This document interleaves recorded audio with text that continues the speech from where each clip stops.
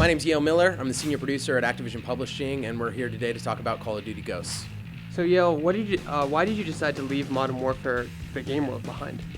Well, really, the guys at Infinity Ward, the story for MW3, they felt like it really wrapped up that trilogy really nicely, and it was just kind of a perfect storm of, the next gen's coming out and the idea of being able to start a new story with the new generation, and that the story had just kind of wrapped itself, so it kind of organically came about, and we were ready for a new story.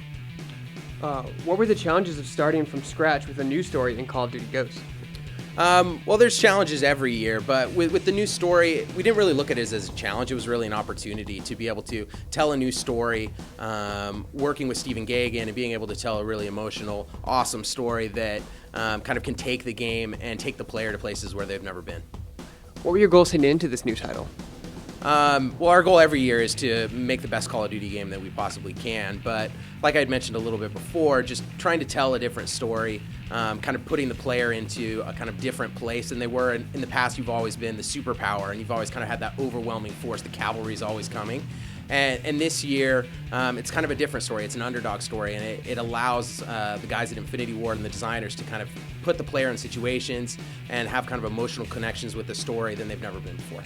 So the story behind Call of Duty Ghosts is that there's been kind of this unthinkable mass event, and it's basically reshaped the United States and the world as we know it. U.S. is no longer a superpower. They've been basically crippled, the government, the military, and you play as one main character with a squad who's not just fighting to kind of restore America, but just for survival. And it really is that different dynamic than we've ever done before. Now, how does the dog play a role in this new game, and what's his name?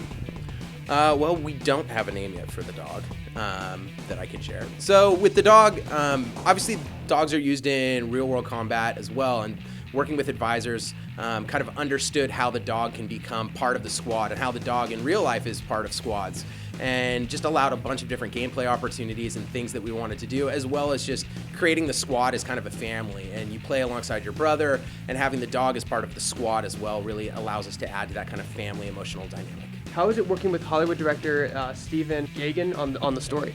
Working with Stephen Gaghan's been amazing. Like, he is embedded, more than I've pretty much ever seen. He's got an office at the studio, and he's a gamer. He cares about the game, and just his expertise as a writer with the story is amazing, and just the opportunity to get to work with him, but also his director chops as well, kind of talking about different scenes and how we would set them up, has lended a lot to the game and the overall story, and just what we're doing with Ghosts in general, just having him in the offices has been great. How are you utilizing new technology to bring the next-gen versions of Ghosts to life? So with the new Call of Duty engine, it's allowed us to do tons of different graphical things that we've never been able to do. A feature called Sub D, where you're actually able to take a normal poly count object and boost it dramatically, and it really makes the world never break down. So as you get closer to someone, you've all seen it in games before, as you get close to something, it looks great from far, you start to get close and it starts to break down, it gets muddy. Well, with higher resolution textures, Sub D, a bunch of different other bells and whistles, it's making our characters and weapons look amazing.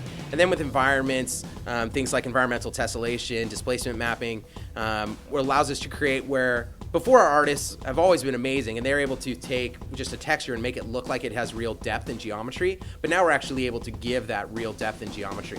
New lighting engine, everything is new and allowing us to make the most immersive story that we've ever told. What's it like for you as a game developer to know gamers can experience your game more closely to your original version with this next gen? So one of the awesome things about the new engine is that really it's built with kind of all the platforms in mind, and we're actually changed the pipeline around so that we're actually building things at higher quality and spec than you would even see on the most high-end PC.